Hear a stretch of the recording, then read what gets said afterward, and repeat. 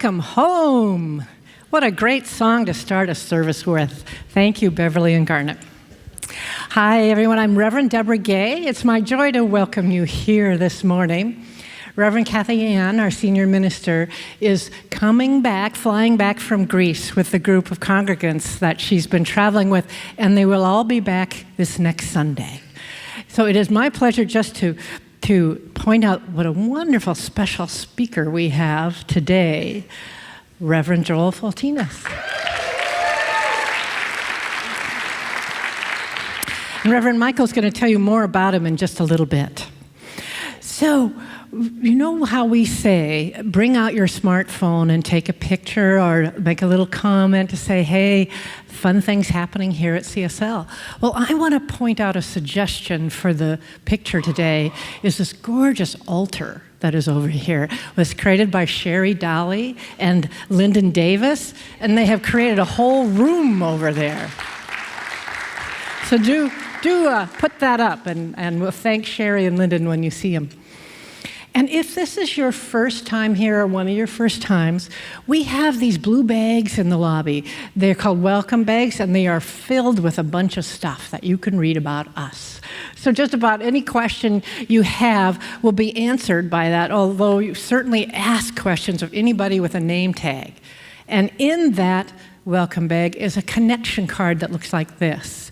If you you feel like it, give us your email address. That puts you in our database, and then we can send you things like the bridge is closed or whatever traffic things are happening, as well as we'll send out a spiritual practice midweek that we all do together as a community so that we can be in the consciousness even when we're not physically together, we can be together. So I urge you to do that. And now, we do something every Sunday. It's like a ritual where we honor you one time a year around your birthday. So if you have a birthday, if you would stand, we would love to give you a gift.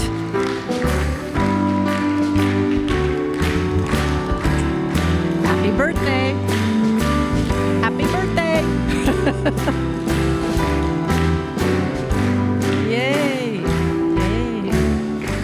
Lovely. We got to get all these birthday people.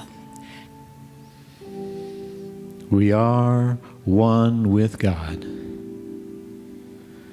Our hearts open and open and open and receive the love, the blessing, the power, the grace, the wisdom, the divine magnificence as it flows down to us.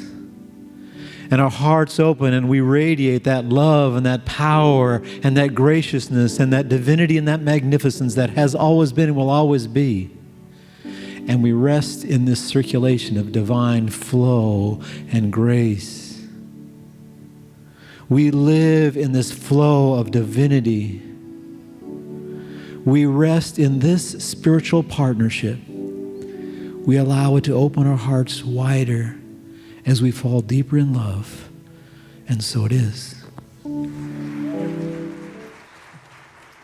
life is good because Beverly and Garnet are in it. Yeah. Hi, I'm Reverend Michael Ingersoll. How are you all? Good. I get the wonderful privilege of introducing my sweet dear friend Joel Fotinos, and I told him I wouldn't make stuff up, but I'm going to. Anyway, first of all, you need to know that Joel Fotinos is a big kahuna in the publishing world. You need to know that. He's vice president and publisher of Penguin Tarcher, which is the largest English language publisher in the world. Yes.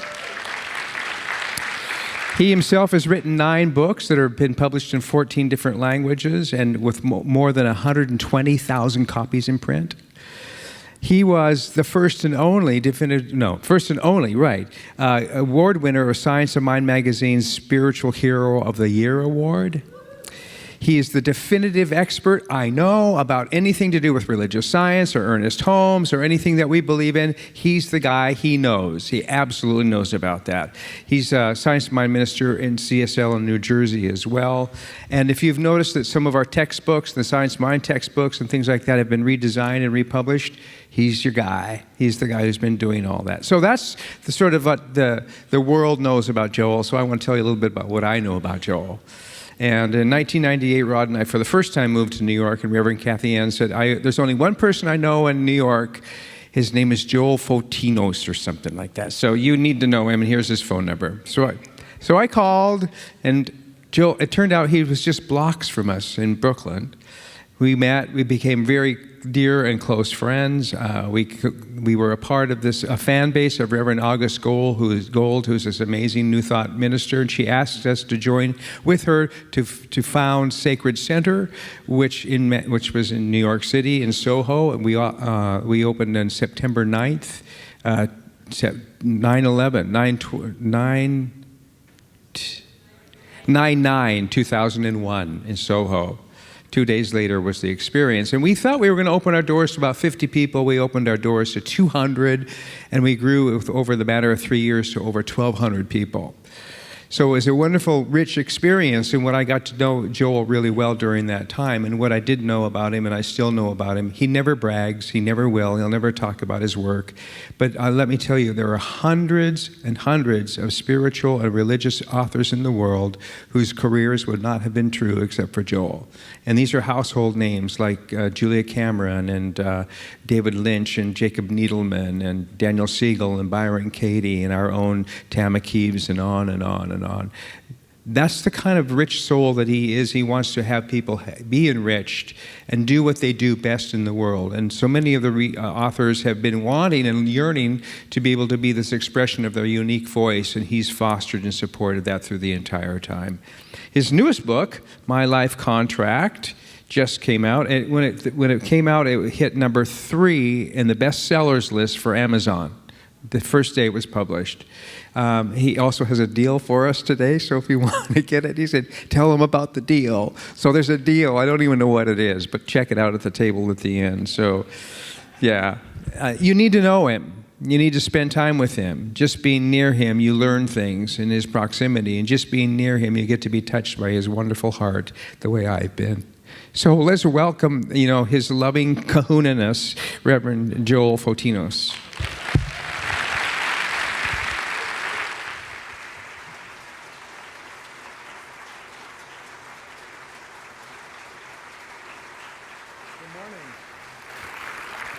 Good morning.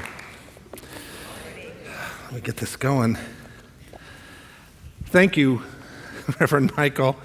I wish my family were listening to that introduction. They might treat me a little better. No, I'm kidding. They treat me nice. How are you all today? Great.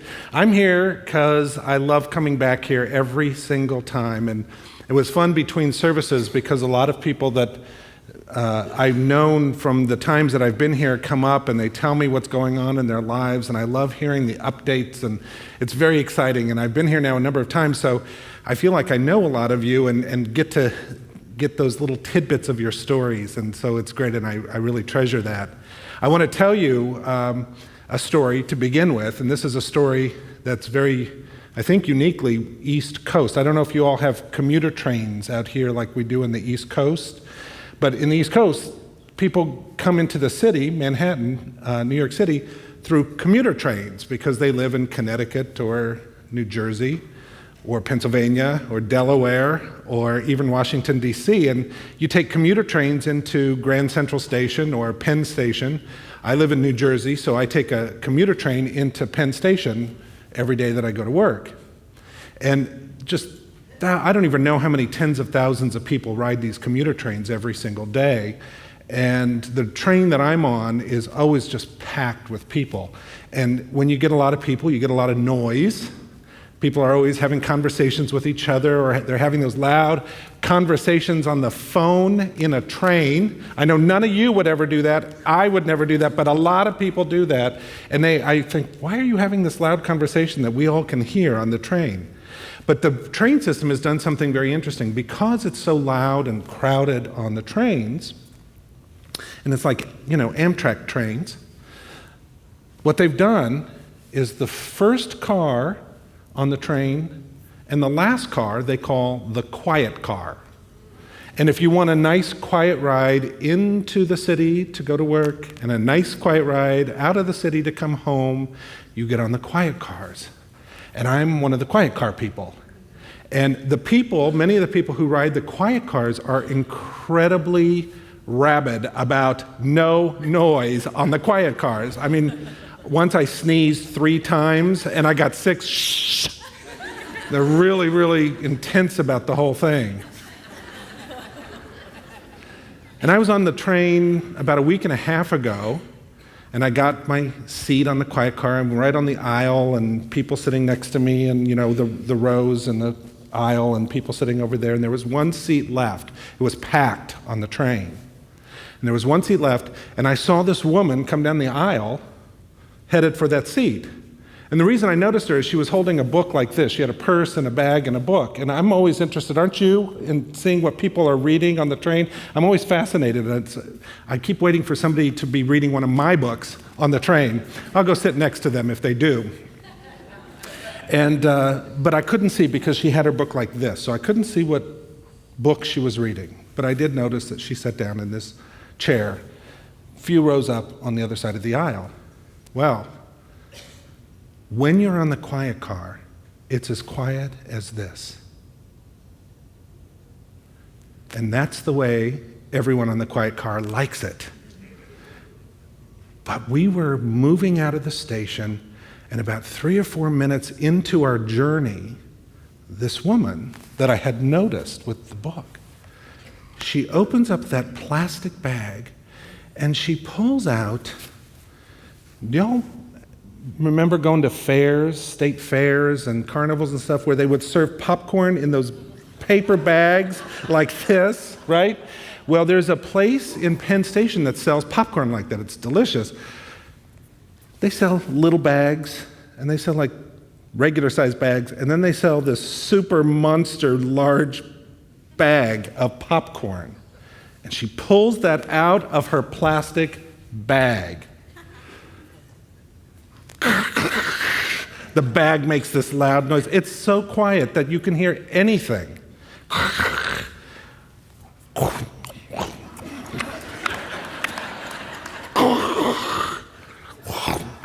I have never heard anybody eat popcorn so loudly in my life.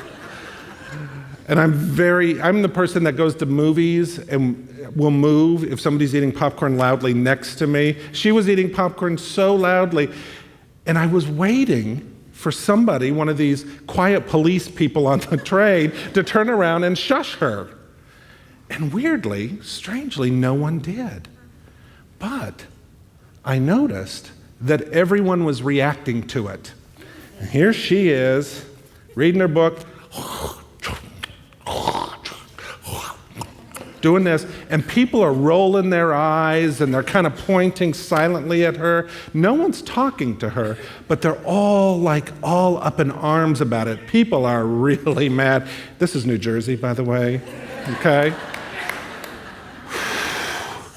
And I look around, and it's the entire car of people. That's how loud she was. That's how quiet the car usually is. That's how loud she was. People are so upset. And when we do stops and people get off, what she doesn't notice, because she's just doing this, is that when people get off, they're like giving her the evil eye as they walk by.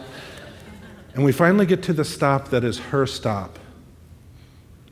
And she starts putting her stuff together, and people in the car notice that she's getting ready to leave, so they're starting to do some silent things like, yes. And other things with their hands that they do in New Jersey. I won't do it here.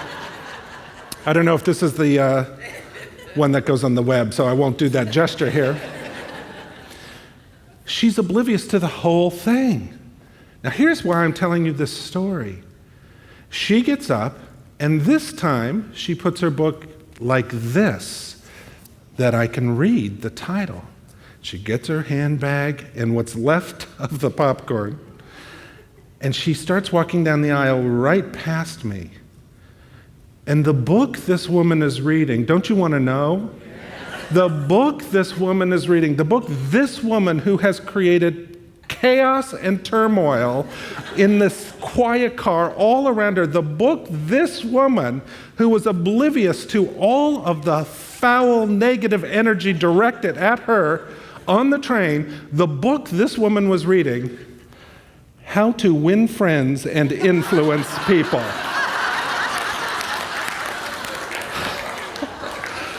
Man, I just had to send that woman a blessing right then and there because I knew I had a good story to tell. What that woman didn't realize is really what I'm actually here to talk about today, and that is the idea of taking beliefs and matching them with your intentions and adding to them actions that support that. And when you do that, I call that going into a contract with life, capital L, life. Going into a contract with life, because when you match your intentions with your beliefs and your actions, what you are doing is you are entering into a journey that is going to grow you, change you, make you more aware of the life around you.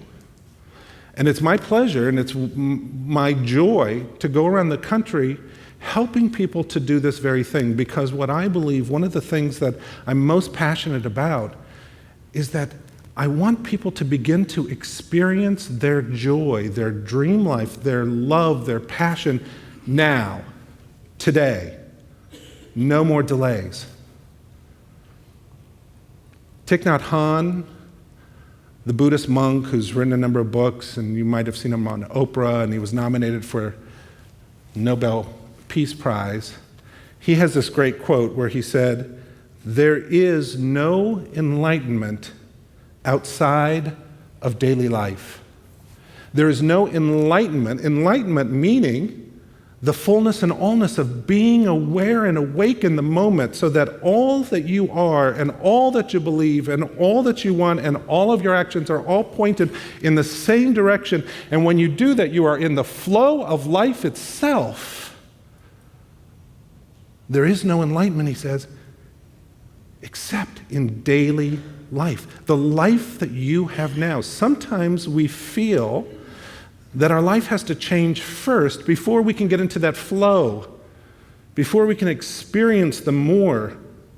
We feel that we need to get our credit card bills paid off, or that we need to find our soulmate, or we need to get our house cleaned. We have to get all of our ducks in a row before we can experience enlightenment. And what Thich Nhat Hanh says, what all the spiritual masters say, is that's not true. You can experience it right here and now with everything in your life as it is, because then when you do that, everything that is in your life as it is now becomes a portal to experiencing that fullness and allness of life.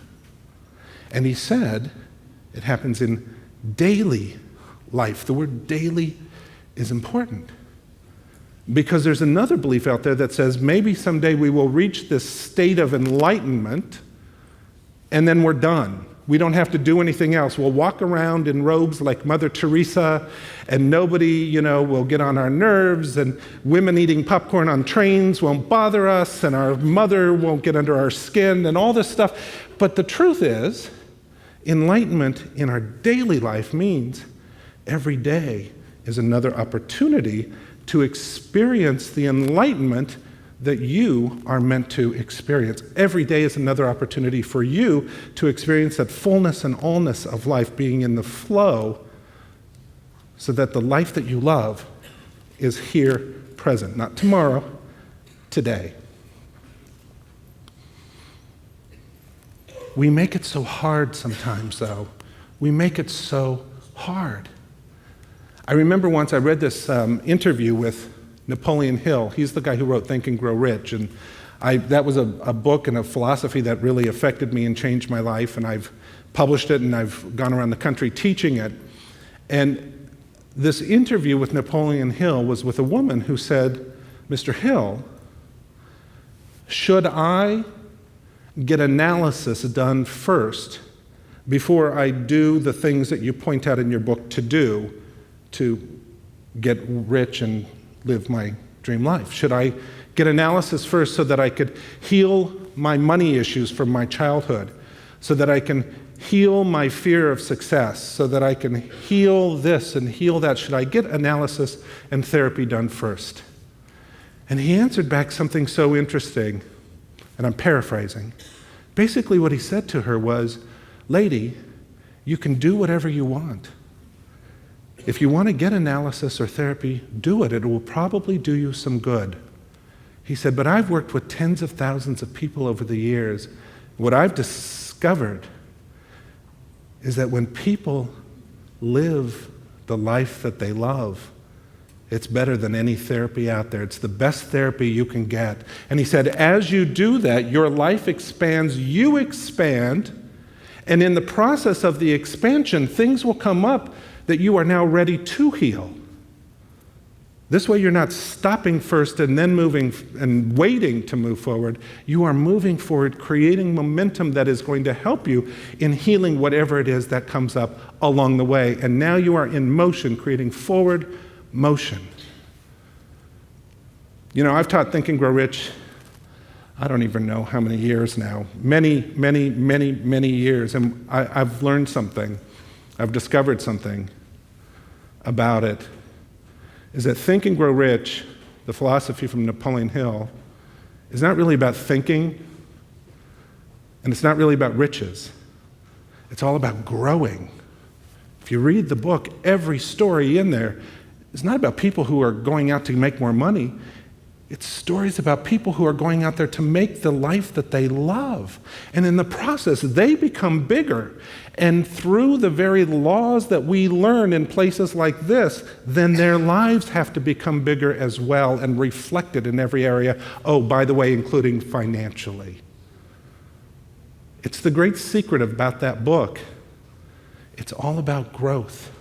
And what my joy is to help people find really simple, practical ways to experience that growth so that it's done easily and not so hard. I want to tell you a story. I love telling stories, and I've also noticed that over the years, people come up to me and say, I saw you years ago, and I remember that story you told about such and such. People remember stories, and it's because we love hearing about other people who do things, don't you? I do, because I know if I hear somebody who does something, then maybe I can do it as well. And I want to tell you a story about a woman who I met in a center like this, who had attended a center like this in another state, in another city, a couple years ago. And she came up to me after the service, and she said, I want to talk to you. I'm deciding whether or not to take your workshop, but I got a problem first, and I want to talk to you about this problem. And I said, okay, what's your problem? And she said, my problem is this. She said, I have a great apartment. I love my apartment. She said, I've lived in my apartment for a decade now. I love it. It's the perfect location. It's like 5 minutes away from my job. She said, it's the perfect size. I've got room for everything. I even have room for a nice little office in the apartment. She said, oh, the bathroom's fantastic. It's got one of those sunken round tubs in it. Nice. She said, it's got a washer and dryer in the apartment. It even has a garage with an automatic door, she said. It's just like this. And I said, so what's the problem? That sounds fantastic. And she said, the problem is this. I got a call from the apartment complex office letting me know that my, what's it called? Lease, thank you. That word just flew out of my head. That the lease was coming up. You were paying attention all, thank you. That the lease was coming up and that they were going to raise the rent $100 a month. And I said, okay, so what's the problem? And she goes, the problem is I don't have an extra $100 a month. And when they said that to me on the phone, I begged and I pleaded. I said, please don't raise my rent. I can't afford it. You're forcing me to move. I don't want, please don't do it. Please don't do it. And they said, our hands are tied. That's what it is. And I said, okay, well, what about earning an extra $100 a month. And she said, she brought out her list, her mental list of all the reasons why that could not happen in her life. I'm too old, I'm too tired, nobody's going to hire me, my hours are not always set, et cetera, et cetera. We all have our lists, right? So she had her list all out and ready. And I said, okay, so your issue is the $100 a month, right? That's the problem. I'm just getting clear here. And she goes, yes. And she goes, in fact, I've been so scared, I've been in such fear about this, that I've been looking for other apartments that are cheaper. And she said, but the problem is, when I look for cheaper apartments, I don't love them. They're either not close enough to my job, or they're smaller, or they don't have a washer and dryer, or they have a regular tub instead of the nice sunken one, or they don't have a garage. She said, or they're just kind of dingy. And I don't love them. But I guess I'm going to have to move into one of them, right? And I said, well, so we're talking $100 a month here, right? And I said, so let me ask you this. The creative power that created all of life, that is so unlimited that it created this planet with majestic mountains and oceans that are vast and beautiful, and created all the different kinds of flowers and plants and people, and there are 700 kinds of frogs in this world, and created not just our world, but all the galaxies, and not just billions of stars, but trillions of stars, that this creative power that created all of this, including the life that is you, remember, she goes to a center like this, that creative power's hands are now tied because you've just given it a problem it cannot solve, $100 a month. And she said, well, when you put it that way, I mean.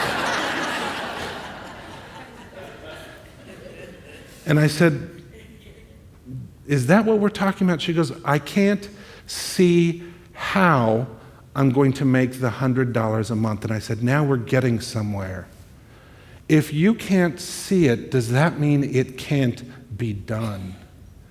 See, she needed to do the lining up of beliefs, because she went to a center like this, with her intention, which was her apartment, and her actions, and move all of those toward the same direction, which is a contract for life.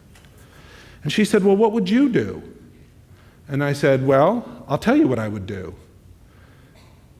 Instead of going around telling yourself, telling life, telling me, telling probably all of your friends, telling everybody probably all on Facebook about this problem of $100 a month, instead of going around saying, I will shrink my life because I don't see how I can get $100 extra a month, instead of going around saying, I will shrink my life again, even more, because we can shrink. Instead of doing that, I said what I would do is I would stand there and say, life, I'm ready. Enlarge me.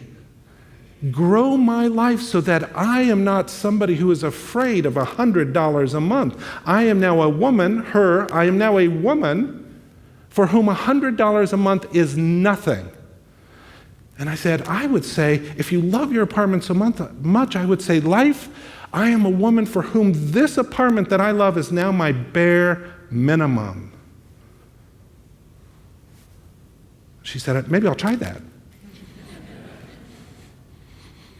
See, what was happening to that lady happens to all of us when we are ready to grow to the next level in our life. Life starts pressing in, and it felt scary for her. It felt frightening. It felt hard. It felt beyond her reach. And it began to cause her to want to choose to shrink rather than grow.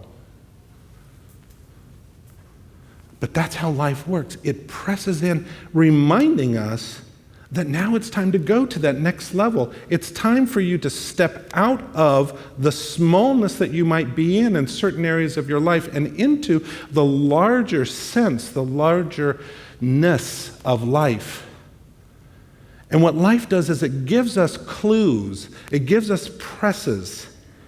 And we can know when we're in one of those moments, maybe you are in one of those moments where life is pressing in on you, and you can know it if you feel resistance in any area of your life. And resistance in our life takes many different forms. For instance, and I've written them down. For instance, if you find yourself procrastinating. Anybody procrastinators here? Okay, almost all of you. Okay, just getting clear. But procrastination is a great way that we try to resist that natural growth of life. Think of a flower. Think of a flower. Think of a flower's growth and how it will grow to full bloom. Wouldn't it be silly for a flower to say, I'm not going to grow to full bloom, because if I grow to full bloom, I might grow so tall that a heavy wind will come and blow off one of my petals. That would be silly. Why? Because flowers are meant to bloom to their fullest potential, and they do. We also naturally are meant to bloom to our fullest potential.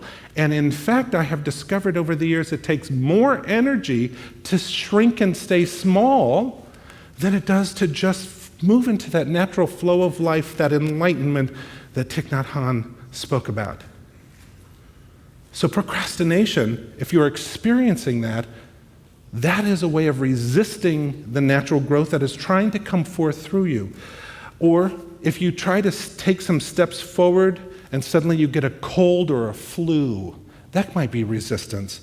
Or if you're feeling anger and you're not even sure what you're angry about, that could be resistance that's trying to keep you smaller. Drama. The drama we can do with our family members or our friends or people at work, or drama we can feel about things that are happening in this world. We can just get so into drama, and all of that energy is moving around and around in a circle in us, and we're feeling it and we're focused on it, and it feels self-righteous to feel all of that drama, and yet what happens? Really, nothing. You haven't moved forward at all. You've spent all of that energy avoiding you. Moodiness, preoccupation with the television or the internet. That's always a big one for people, is when they are preoccupied by life, by the internet or TV. Sabotaging our own efforts. Begrudging others. That's the one where you hear a friend of yours have good news and you outwardly say to them, oh, what a great thing it is for you. And inside you're thinking, why doesn't this happen to me? Why does it always seem to happen to others? That's a sign that you're resisting your own growth. Asking for too little. Waiting for permission. Waiting for permission.